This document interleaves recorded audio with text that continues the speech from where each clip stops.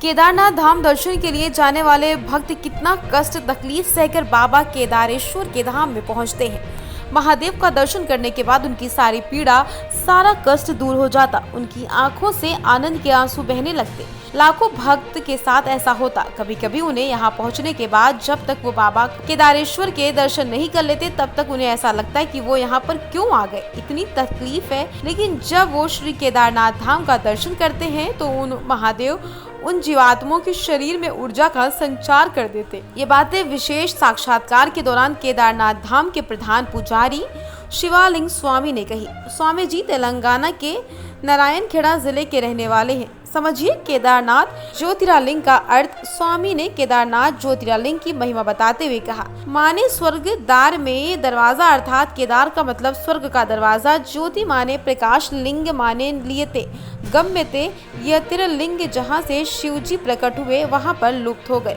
सतयुग में भगवान विष्णु ने नर और नारायण के रूप में अवतार लिया और यहाँ पर कठोर तपस्या की।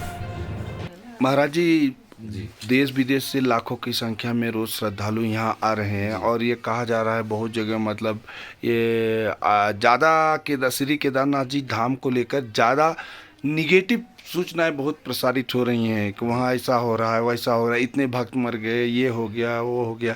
तो इसके बारे में आप प्रधान पुजारी होने के नाते सही फैक्ट क्या है वो बताएंगे। मीडिया के माध्यम से, मीडिया तो अच्छा ही भी है बुरा भी है।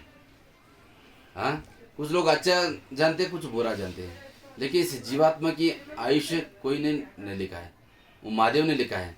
उनके अच्छे जब तक रखते हैं तब तक रहना पड़ेगा इस लोक में। जब अंतिम तो समय आएगा तब भोलेनाथ की ज्योति में लीन होना पड़ेगा।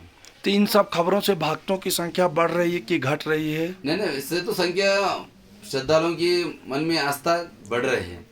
अभी तक महीना 1.5 महीने में करीब 6.5-7 लाख तक पब्लिक दर्शन किया है।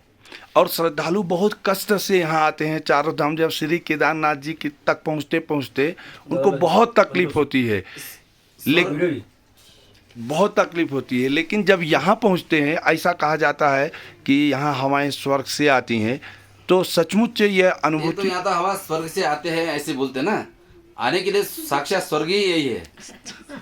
जो महादेव रहते हैं ये साक्षात यही कैलाश है। तो यह आने के बाद आते समय तो बहुत तकलीफ होती है, इसलिए तो कहते हैं सुखश्चानंतरम दुखम, दुखश्चानंतरम सुखम।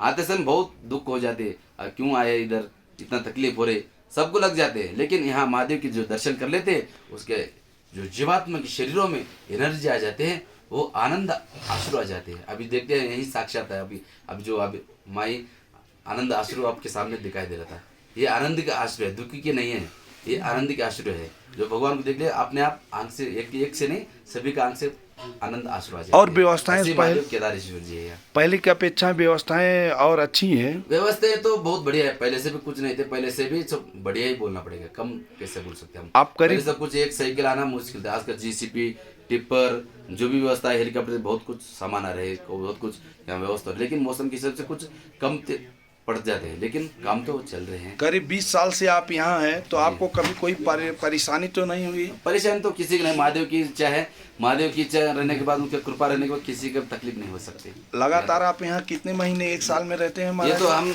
दक्षिण भारत के 5 पुजारी जी रहते हैं। परंपरा के अनुसार हमारा मेन गुरु महाराज जी रावल जी रहते हैं, उनके अंडर में, हम सानिध्य में हम 5 पुजारी रहते हैं। वो हर साल रोटेट से हम आते हैं, 6 महीने यहाँ सेवा करते हैं।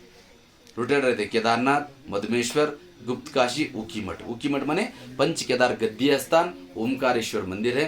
जिन्होंने 5 क्षेत्रों की दर्शन नहीं कर पाते हैं, उसी स्थान पे जो आकर दर्शन पूजन करते हैं, 5 केदारनाथ के दर्शन के परिपूर्ण पुण्यफल ऊखीमठ ओमकारेश्वर मंदिर में कर पाते हैं।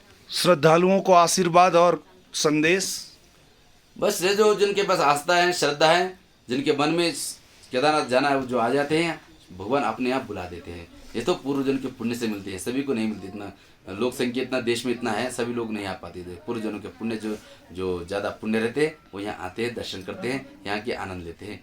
कंठे यस्य विराजते हि गरलम गंगा जलम मस्तके, वामांगे गिरिराज राजतनया, जाया भवानी सती, नंदी स्कंद गणादिनाथ सहित, श्री केदारनाथ प्रभु केदारांचल संस्थितो हि सततम कुर्या सदा मंगलम।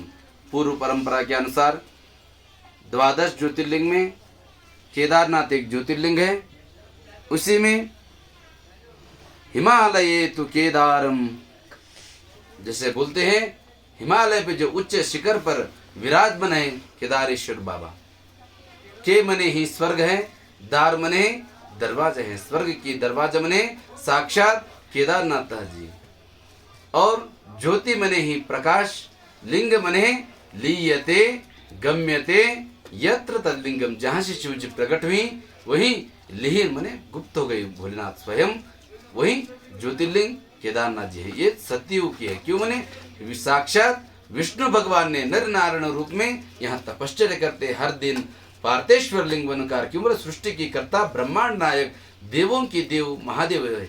महादेव की जो आराधना करते हैं, आराधना से शिव जी ने साक्षात्कार कर जो दर्शन दिए विष्णु भगवान को। यही आप तो हम आपके दर्शन से धन्य हो गए। लेकिन इस विश्व की जीवात्माओं के लिए, विश्व के कल्याण के लिए आप यहीं स्थापित हो जाओ, यहीं विराजमान हो जाओ। तो ज्योतिर्लिंग के स्वरूप में यहीं विराजमान हो गए, यहीं विराजमान हो गए। इसलिए यही केदारनाथ ज्योतिर्लिंग से विराजमान है यहाँ केदारेश्वर महादेव। ये सतयुग के है। लेकिन द्वापर युग में महाभारत युद्ध के बाद पंच पांडवों को ब्रह्म हत्या, गुरु हत्या, गोत्र हत्या का श्राप लगते हैं। श्राप विमोचन के लिए तो हिमालय पे आते हैं पंच पांडवों ने। लेकिन भोलेनाथ एक जगह पे दर्शन न देते हुए अलग अलग जगहों पे अलग अलग शक्ति स्वरूप से जो दर्शन दिए वही पंच केदार से कहलाते हैं। केदारेश्वर ने साक्षात काशी विश्वनाथ से भोलेनाथ उत्तर काशी आते हैं, उत्तर काशी से गुप्त काशी आते हैं, गुप्त काशी में भोलेनाथ गुप्त होकर आगे हिमालय पे चल पड़ते हैं। यहाँ आकर भोलेनाथ पशु की रूप धारण कर लेते हैं। इसलिए तो पशुओं के नाथ पशुपतिनाथ जो भोलेनाथ का जो नाम है पशुपतिनाथ, क्यों बोलते भोलेनाथ स्वयं पशु की रूप धारण कर लेते हैं इस हिमालय पे। लेकिन पंच पांडवों को पता चलाना बहुत मुश्किल हो जाते। जो अंतर्यामी थे वो बहुत बुद्धिशाली बलशाली थे पंच पांडवों में, भीम भी जो वो, लेकिन पता चलना बहुत मुश्किल हो जाता। लेकिन तब मेरु सुमेर पर्वत के ऊपर खड़े होकर सभी पशुओं को नीचे से भगा देते। लेकिन सब भागते, लेकिन देवों की देव महादेव अलग रास्ते से भागने लगते हैं। तब पंच पांडवों को पता चल जाते हैं वही स्वयंभू भोलेनाथ है।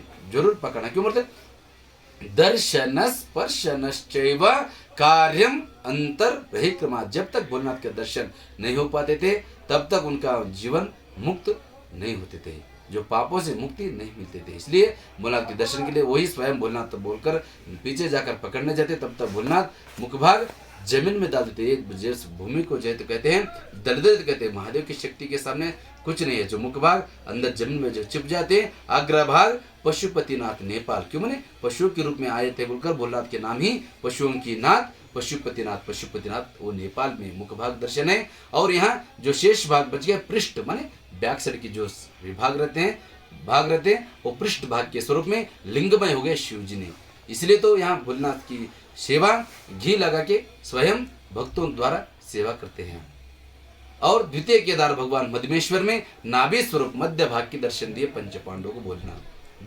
तृतीय तुंगनाथ में हृदय और भावु के दर्शन, रुद्रनाथ में नेत्र मुखमंडल, कल्पेश्वर में जटा, केदारम मध्यमम तुंगम तथा रुद्रालयम प्रियम कल्पकम च महादेवी सर्व पाप प्रणाशन। जिन्होंने पांचों क्षेत्रों की स्मरण पूजन करते हैं जीवन धन्य हो जाते हैं। इसलिए तो कहते हैं अन्य क्षेत्रे कृतम पापम केदार क्षेत्र विनिश्यते, केदार क्षेत्र कृतम पापम वज्रलीपो भविष्यते। जो इस जीवात्मा में अन्यत्र जो जगह किए हुआ सारे अनजान में जो भी कृत्य करते हैं, जो भी पाप होते हैं, इसे पवित्र क्षेत्र में आकर दर्शन स्पर्शन मात्र से सारे पापों से मुक्ति मिलते हैं, जीवन धन्य हो जाते हैं। मुक्ति मने मरना ही नहीं, सारे संसार के बंधन को दूर कर भोलेनाथ की स्मरण ध्यान दर्शन करना ही इस जीवात्मा की मुक्ति है।